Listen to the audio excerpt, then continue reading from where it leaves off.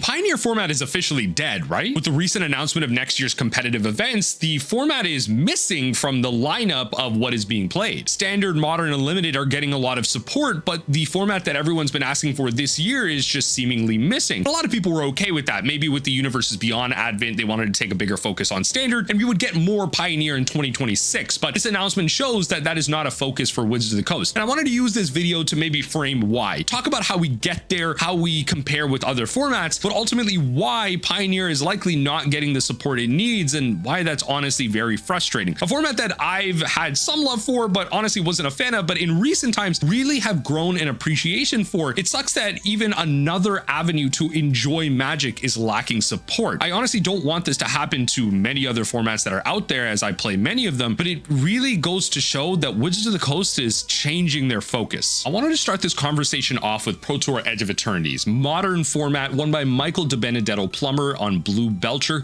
It was one where the top 8 was actually really diverse. Every single slot was a different deck, and the finals was between a traditional deck at the top versus a dark horse of control. Now, the matches were likely lopsided here because of the pilot skill of Michael, and it's a format where you get to really showcase said pilot skill. I would say that the top 8 wasn't necessarily dominated by all of the decks that you would traditionally believe to be there.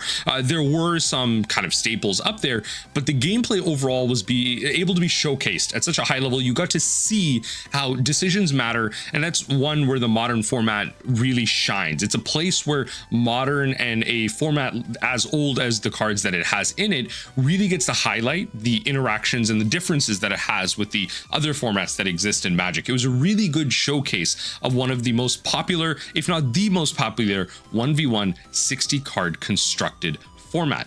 And with that, we see that there are people that want to see this format, they want to play this format, and they want to really innovate in a format that rewards decision making in many ways, but it does have some limits to it, right? I want to also highlight that a lot of people are feeling that modern is very quick. Decisions aren't too important when there aren't that many avenues to make them, but ultimately decisions do matter. Mulligans are there, and the window of opportunity is a lot smaller, and especially when you compare it to something like Eternal Magic and Vintage and Legacy, where you do have a lot more free spells, and that's kind of the status quo.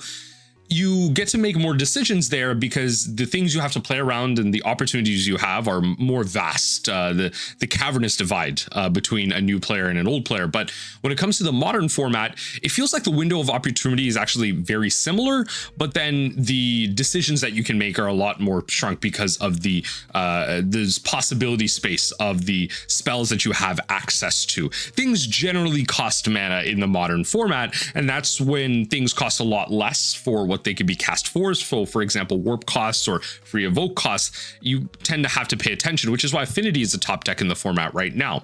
Regardless, this modern format is largely unrecognizable. In a place where you could compare this to the past couple of years, we see a lot of churn in this, and in many ways we see a similar level of churn and kind of takeover of the format in something like Standard. Now in Modern, again, we have a relatively wide spread of actual representation. Before I even go too far into Standard, I want to point to the Goldfish percentages here.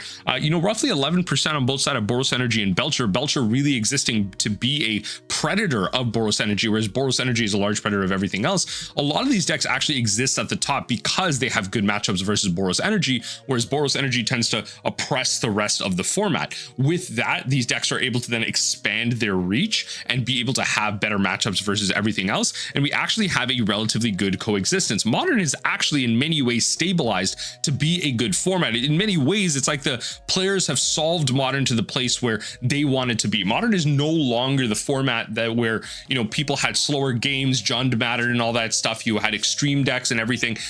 All decks, generally speaking, have some type of long game plan, they have some type of early game plan, and they have some type of wow, big play type of moment. Think of the Pinnacle Emissary in Affinity dropping a bunch of 1/1 artifacts, the Goryo's Vengeance versus the Psychic Frog Route in the Goryo's Vengeance combo deck, Eldrazi being able to create 4 to 6 mana by turn 2 and 3, and just so many examples of decks that have a very crazy high win percentage in the early game as well as the late game. But in the Standard format, you tend to see things be a little bit more polarized.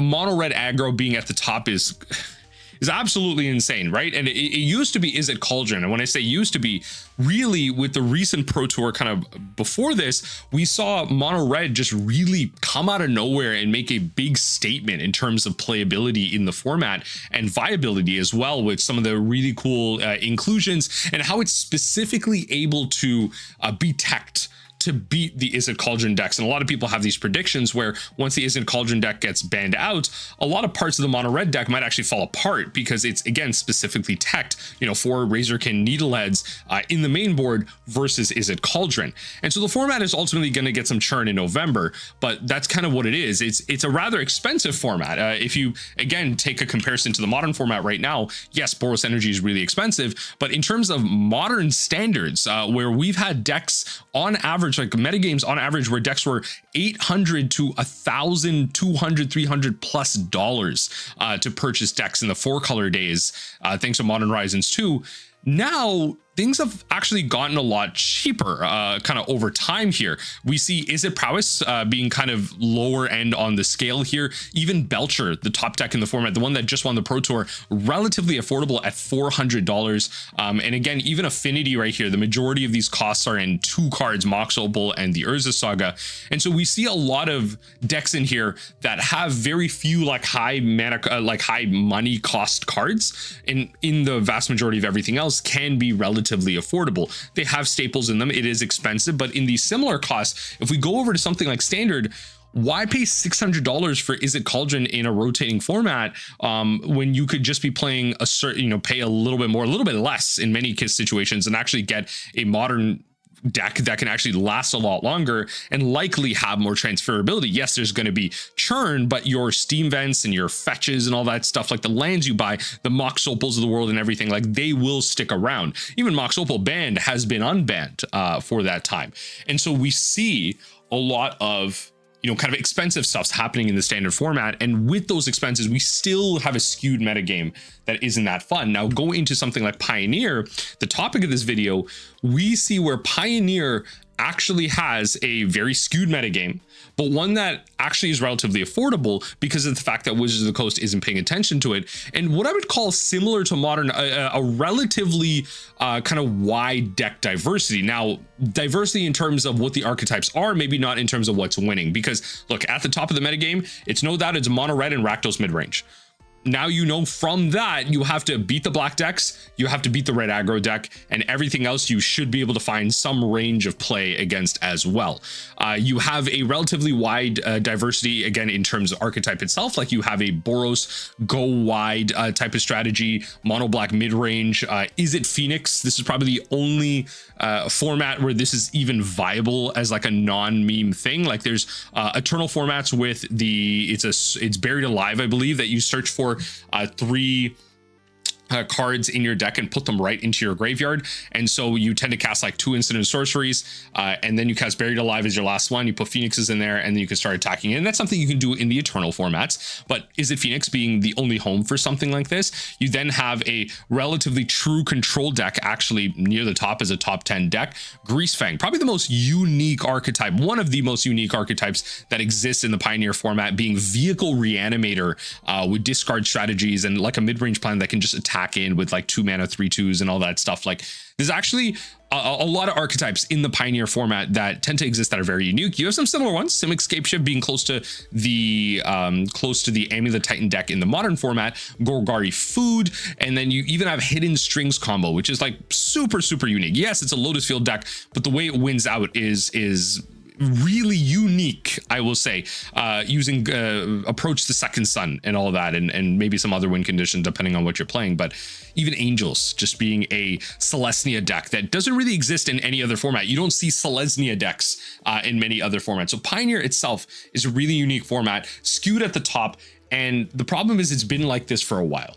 It's been ignored for a while, and in the year of 2025, there have been no RCQ seasons for the Pioneer format, and a lot of people have been frustrated with that. Of course, the Universes Beyond Advent this year, we would predict a larger focus on Standard because those Universes Beyond sets are going to be coming through Standard, and they want the high-level tournaments to be able to showcase said Universes Beyond sets. And so, of course, that makes sense. A lot of people predicted in 2026 that we would get the return of Pioneer at high-level events. The problem then becomes is once they announced, with all these sets, where do you play them? The full 2026 calendar is out. Unfortunately, with that release, we see with the Spotlight Series that not a single Spotlight Series or Pro Tour features Pioneer.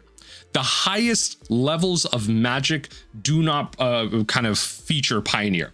Pioneer being the next newest set or format, I should say, from the Standard format. You have Standard, then Pioneer, then Modern, then the Eternal formats.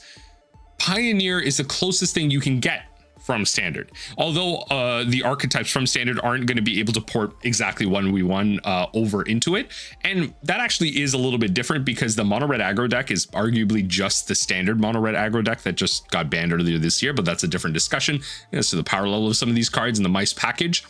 But people thought this would change. Unfortunately, next year, Spotlight Avatar in January, Standard constructed. Lore When Eclipsed is going to be limited face-to-face games. By the way, I'm definitely going to be going to this like all weekend. Shout out to everyone that wants to come through. I would love to do some type of like meetup or something. Doesn't need to be a fan thing. I'm not looking to hand out signatures, but maybe we play some Pauper, play some Dan, play some Cube, and maybe some Commander together. Standard constructed with kind of upcoming Spotlight series with the collaboration with Nickelodeon, likely TMNT. Standard construction for Spotlight Secrets. Marvel Superheroes is team limited. Modern constructed with The Hobbit. Standard constructed with Fracture, and then so on. If we kind of keep moving down here, Lore When Eclipse, the Pro Tour is going to be booster draft and standard constructed. Booster draft and standard construction for Strixhaven. Marvel Superheroes is going to be booster draft and modern constructed. And then the Magic Worlds, this will be announced in the future, likely won't be Pioneer, if I'm going to be honest, right? If we have such a big focus on standard and limited, which has its positives in other ways, I think a lot of limited players are happy for that. We are completely ignoring a format. And the problem is that, I mean, take a look at this, right? Like this is a more condensed view of it. This is a whole different link, but it goes to show you, kind of all these sets, like the dates that they're happening and everything. I want to showcase how, we have the locations. We have two, locations in Europe with kind of France and the UK. That's kind of nice. Very US centric, but I will kind of be happy at the fact that we finally have one Canadian date in Toronto, but that doesn't mean all of Canada is just in Toronto. There are other locations as well. And then, London, England as well. So there's actually three, there's a couple. I actually missed a couple of these. I don't know why, like my brain went over these and just thought, oh, there's only two. There's actually a couple in Europe. So I do want to highlight that. Australia, one as well. And then we have some in US and kind of SCA, so Southeast Asia and everything. So we actually have a pretty good spread of events. There is actually a big diversity of events happening across the world, but there's two problems with this. A, none of these events, again, are Pioneer. It is the next closest format to the standard environment. And as we saw from the kind of Pioneer breakdown here, a lot of the decks are actually on average cheaper than standard decks. Boros Convoke, Is It Phoenix, the mono red aggro deck at the top, Azorius Flash, Orzhov Greasefang. A lot of these are $200 to $250. And if we kind of back up here to standard, I mean, mono red aggro and standard is 250, 400, 300, 300, 450, 550. Like a lot of the top decks, I mean, let alone Is It Cauldron at 650. A lot of the top decks in the standard format are much more expensive than the Pioneer format. And a lot of people have predicted the fact that this is because Wizards is not paying attention to Pioneer. And I would have recommended in another life here with a different pathway for Pioneer. Now is the perfect time to get into Pioneer because people are going to start buying up staples and they're going to want to play it. Now, this is not without to say that, yes, Pioneer has been ignored, but that the RCQs, the qualifiers and everything, that there won't be Pioneer events. It just won't be as popular because stores aren't going to be as incentivized to do that, because people aren't going to be investing into that format to just then have to switch formats for the Spotlight series or then the Pro Tour should they register. You know, why get into it through Pioneer and then have to switch decks and buy into something else? And Pioneer doesn't even really exist in any other large scale event, so there's no point in even practicing for it or purchasing into those cards.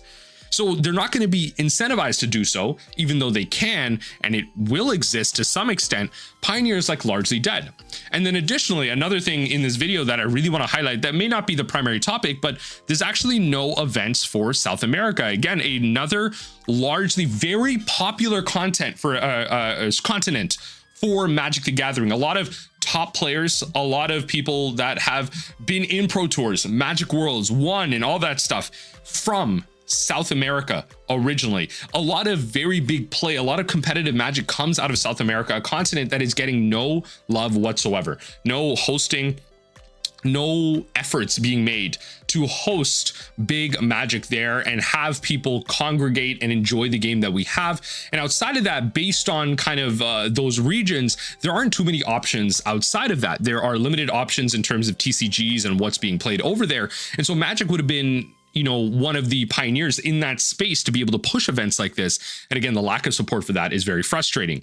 Again, Wizards of the Coast is making money year over year. Hasbro is making so many profits. With those profits, we are now focusing on Universes Beyond and Commander, even though we could be putting more of those resources, at least some of those resources, into not only the Pioneer format and hosting it, one that is very affordable, that deserves to see change because of the fact that it's so skewed at the top. It hasn't had any changes, bans whatsoever at the top of the format. And it's very frustrating to see alongside of that, that there's no support for South America. Pioneer is a format that had a lot of active change in the beginning. It was one that every couple of months or so, every month or so, or something like that, it's been a while, but very often they had cards changed. They had no ban list initially. It was just fetch lands banned, everything legal. And so what they did was they wanted it to be a very player run format. A lot of people had excitement for the format because you had a lot of bans. Yes, but that's because you had a lot of play. People were excited because they could help curate the format. They could play the broken stuff and see where things change over time. Pioneer is a very different format than when it originally came out. And so with that, we had a lot of oversight into the format, and that kind of drained away. Part of that was because of the changing of the world, you know, way back in 2020 and the events that led to everyone going digital. We even had a big shift in the death of Pioneer, towards the death of Pioneer, when they wouldn't even ban the inverter deck right before the events of such thing happened at that time. And so with that philosophy, that kind of dragged on into everything else, and a lot of popularity with Commander and Universes Beyond kind of exploded. And so Pioneer has been ignored. The burn deck at the top has been largely ignored. Nothing changes. The Pioneer format is just getting no love whatsoever. And it's almost like, again, there's no incentive for there to be any changes whatsoever. And then Wizards of the Coast then tweets something like this, where they're like, you know, 2025 has been Magic's greatest year ever. More people are playing the game more than ever across stores in the world. How could we ever top that? Give us an hour and we'll show you. You know, one of the top posts is just great. You know, shout out to this as a Commander card, by the way. You know, pay 2 life, pay 1, draw a card. Pretty sweet, pretty good. Like good rate, honestly. But more people are playing Magic than ever. But even though we have more ways to play, which is something I always like to advocate for, I think a lot of people have frustrations with Universes Beyond and, you know, Commander and all that stuff. And you can't exactly solve everything in a great way. But one of the reasons that I was able to find a better place for myself in Magic was I was very much into the modern format, and I was having frustrations with that modern format just because my favorite deck, Mill, wasn't doing well at the time. And so I took the time to explore other formats. I've been a longtime Pauper player, but I also wanted to get a little bit into Legacy, get into Pioneer, get into Standard, have my hands in everything. Because I found that when I was able to spread myself out with the resources that I had, then I could enjoy the game more. Now, of course, that is a very privileged position to have. Not a lot of people have those resources. They may not have the resources or time to play digitally through Magic Arena or Magic Online, which I would argue may not be necessarily true. Like if you're playing one type of constructed format, chances are you do have the time to carve out into another, at least digitally, but some people don't have those preferences. And that might just be something for you to fight as a mental battle, because if kind of approaching those digital avenues can only lead to a further exploration of your game and, opening up your mind to different experiences. That can only be a positive thing, in my opinion. So again, it's just looking at, the limited resources that many people have and seeing how you can stretch that out and trying to find different formats. And once you go to a different format like Pioneer, which I've been very negative on for a very long time, but I found my Simic Scapeshift deck, which I will argue, yes, even though it's a land deck and it's a combo deck, it's a mill deck. You can win with Ipnu Rivulet. I found my deck in the Pioneer format and really come to appreciate the Pioneer format. It's really sad to see the lack of support. I really thought 2026 was going to be the year. I even, quote unquote, in my opinion, I wasted about $200 in credit buying parts of the Simic Scapeshift deck that I really regret now. Now I have these Lumeras sitting around doing nothing. I might keep one and proxy up a CDH deck or something, but I was going to buy into it. And so I ended up taking the rest of the store credit that I had from selling a bunch of my EDH staples, because I've been proxying everything for Commander, and just buying like Mox Opals, if I'm going to be honest, because I really love Affinity and I've been getting into Legacy. I've already kind of in Modern, of course. And so I have the Urza Saga from playing, something like Painter and Legacy. So I bought the Mox Opals to then be able to play Affinity there, as well as Affinity in Modern. And so I'm just better using my resources to not play Pioneer. I play Modern. I love Legacy, so I can just spread out into those. And so I have the resources to do that, and a lot of people don't. And so they're kind of stuck in Pioneer, a format that just is getting no support whatsoever. And so even if they try and sell out, their cards aren't even worth that much. So they sell out of those cards because it's relatively affordable, but then it's not like they can buy into another format. It's like the housing market thing. People are like, oh, your house it can sell for so much, sell it now. But then, the other houses are just as expensive too. That's kind of the problem. So you would hope that your home and the place where you are continues to get more support, maybe more community centers and more local shopping areas and better infrastructure for you to be able to move around. You would hope your area continues to get more support, so you can continue to live there in a healthy way, just like, the Pioneer format. You would hope that the format that you know and love can continue to get that support. And this is where we get kind of statements like this. And this is, as you're watching this video, you're watching this the day after I made a video about this, but you get a lot of very frustrated people that when their specific avenue of Magic doesn't get supported, they start calling Commander players pigs, which is, as I mentioned in yesterday's video, is completely unacceptable. This is an absolutely stupid, idiotic take.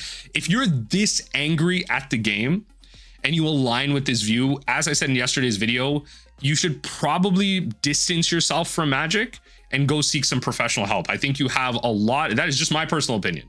That is not a professional opinion. That is my personal opinion, because I believe you have so much anger that it's turning very sour and toxic.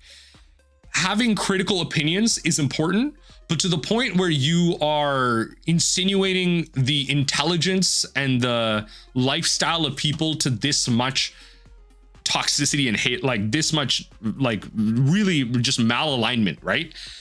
It's not great for the psyche to have this much hate for a game. And again, you should probably go seek professional help. This is actually freaking insane. So anyway, people are led to these places because they feel like they don't have the avenues, and that's a larger discussion about life. And Pioneer specifically is a format that not only is getting no support, but is now being inundated with the universes beyonds of the world. And so people are having so many frustrations, at least with something like Modern and Standard that is getting active support. On and on, we are seeing big Modern events next year, big Standard events next year. And so, at least you can buy a deck and whatever, you can deal with the universes beyond somehow and just move on, right? You can still play at a competitive level. You just can't do that with Pioneer specifically. And so not only is your format being inundated with cards that you may not appreciate, but also it's being, left behind with support that doesn't really exist for said format. And so that's why you have, kind of anecdotal messages like this, where, I used to play 35 people FNMs. Now they don't fire. Shout out to Jack the King Crab that reposted this. But in my country, regular boosters basically doubled in price in 4 years. Considering that, weekly tournaments got more expensive with less actual booster prizes. RCQs compared to PPTQs went from 12 USD to 20 with less prizes and a clear hit to attendance. And of course, that makes sense. Mendez here is talking about, kind of South America, the lack of support there. And on top of that, this is a general sentiment that we're seeing increase across, with the lack of support for competitive Magic through prizing and pricing, and especially with the prices of boosters being offset onto the consumer. With, booster packs used to being $3 to $5, depending on where you're at and the currency you're at and everything. $3 to $5. Now they're $7 to $10. And that's something that we've normalized. And that's something that does not it should not be ignored at all. And the frustrating part about that is not only are these expensive, but then you open these boosters and you play with the cards in them that are now more expensive due to the cost of boosters. And you go to play a format that doesn't even get supported because that's the format you like. Specifically with the Pioneer format, there's no fetch lands in it. It's one of the few formats out there that is quote unquote non-rotating, that doesn't have fetch lands whatsoever. And Pauper is one of them, but Pauper has a completely different feel. It's eternal, and Pauper has its own problems in the sense that like it's a great format. The gameplay is absolutely amazing in my opinion, but even though it's an official format, it doesn't get support in terms of like a pro tour or a kind of spotlight series or anything like that. The Pauper events exist. You have Eternal Weekend and big Pauper events happen there. Paupergeddon in Europe. They're Pauper events, sure, but in many ways they're just like big culminations of people once a year. We don't have these more readily available ones. Paupergeddon being primarily in Europe and big Pauper events there. And then you have the Eternal Weekend that exists here as well, as well as across the world. But those are largely kind of highlighted, Eternal Weekend being Legacy and Vintage. And so again, we have another example of formats that don't have the support. And there are many formats out there in Magic the Gathering. It's just that specifically with Pioneer being the next step up from Standard, right? Originally, you would have been able to maybe port over, at least jump into that as your next non-rotating format that didn't have supposedly an expensive mana base. And that's part of why Pioneer is more accessible. You don't have the fetch lines in there. The shock lines are there, but they're less broken because of your lack of ability to fetch into them. And so the format is largely more fixed. You have, treasure crews in there. Like there's so many powerful cards in the Pioneer format that just aren't broken because fetch lands aren't existent in the format whatsoever. And so there's a lot of cool aspects to Pioneer, and it's just really sad that it doesn't get support. And this is kind of the sentiment that we're getting with competitive Magic, FNM, and 1v1 60 card Magic. As I was kind of showcasing, this was the original announcement with something like Pioneer. Again, the fetch lands being completely banned out of what was available. And so it was really exciting to see a new format that, I personally wasn't too much a fan of. I'm a fetch land, fetch land believer, I should say, fetch land truther. And it's kind of one of the reasons why I really like Legacy and Modern. Pauper gets a pass because it's an Eternal format, so you get to play with the broken cards like Dark Ritual and Lotus Petal. Like you get to do the busted stuff, so I give it a pass. But Pioneer, you can't do that. It's actually a relatively quote unquote fair format. There are broken things to do, but if control's at the top and burns at the top, like there are parts of good, clean Magic actually happening in the Pioneer format, which you may not be able to say for the other formats that exist, such as Modern and everything. It's not necessarily Magic the way Richard Garfield intended, but I think we're way past that as like a marker of what is a format anyway. And this is where we get the post of the death of the Pioneer format. And my LGS Pioneer has been a main format for over 3 years. We weren't a small group either. We consistently had 14 to 16 players every week. We'd show up, brew new decks, run leagues, play the latest competitive lists, and just enjoy the format together. Then last year, RCQ switched from Pioneer to Standard. Our numbers didn't crash overnight, but we started to see a slow decline. Week by week, a few people stopped showing up until we're down to 7 to 8 regulars. We kept the format alive, hoping Wizards would eventually bring Pioneer back, and so those players may eventually come back, just a little slow this year. But with the latest announcement that RCQs will once again be Standard next year, is this actually a thing? I feel like I missed this. Like, maybe I'm just not reading between the lines and I skimmed and I'm doing bad research, but did they announce the RCQ stuff? They announced Spotlight and Pro Tour, but does that also kind of mean the RCQs are there? Like, I guess the latest are will like once again be Standard. I mean, there's a lot of events that will likely be Pioneer as well. Again, please, I could be missing that. It feels like the final nail in the coffin. Without the recognition and incentive, I don't see our Pioneer scene surviving much longer. It's heartbreaking because Pioneer was such a perfect middle ground, accessible without being shallow, deep, without being as expensive as Modern, and creative without the chaos of Commander. For a few years, it gave us a reason to gather, compete, and share the game we love. Now it feels like the chapter is closing. Now, creativity is one thing, ultimately the format is going to become solved at some point, but the creativity was in the fact that, again, we saw active bans with the advent of the format, with the creation of it. Wizards of the Coast wanted to curate a new format and have it be very for the people. The people made the format. They played the decks, they did the broken things, and a lot of excitement around it. That creativity again would naturally wane over time as the format becomes solved and becomes more like a Modern of the world. And so this is what is frustrating for a lot of people. Because of the lack of competitive support, people aren't bothering to grind the format or learn the format. Why use that knowledge if you can't really use it to any competitive level? If you go to then events and people are just showing up less and less, because some of those people are casuals, but the other group of them are the competitive people that want to take the format seriously. And so the competitive people stop showing up, the casuals aren't there, and they're like, the casuals are there, but then they're like, oh, there's not as many people. Like, I don't really want to go here. One of the big psychological things that does exist out there that people don't really like to directly acknowledge, but it's like when you walk past a restaurant and people look through the windows, they're like, oh, there's not a lot of people here. Maybe it's not good. That's a real opinion people have, you know, without doing the research, without looking ratings, and heck, without even just looking at a couple of TikTok videos. Like, they're not looking at reviews, and they can look into a store and see, oh, not a lot of people are here. Is nothing happening? Like, oh no, this is Pioneer. Like, only 7 to 8 people. Okay, well, whatever. I'm just going to go to my store, whatever, half an hour from here. That's the same distance from my house if I just went there originally. And I'm just going to go play Commander or something, or a Standard or something. And there's more people there. There's like 15 to 16. If it was Commander, there's like 30 people there, whatever it is, right? Like, there's a wider group of people playing that format there. And that's the frustration with the Pioneer format. It's a format that I've recently got into, I've had some love for, and I think deserves a lot of changes and attention to it. Pioneer has a lot of problems. The issue is that there aren't any efforts to fix those problems. There's no efforts to put attention into it. And it's like Wizards of the Coast doesn't want to change anything. This is another year where the format dies. And it kind of sucks. Like, I've been recently posting a lot more Pioneer content. I don't know if I will anymore.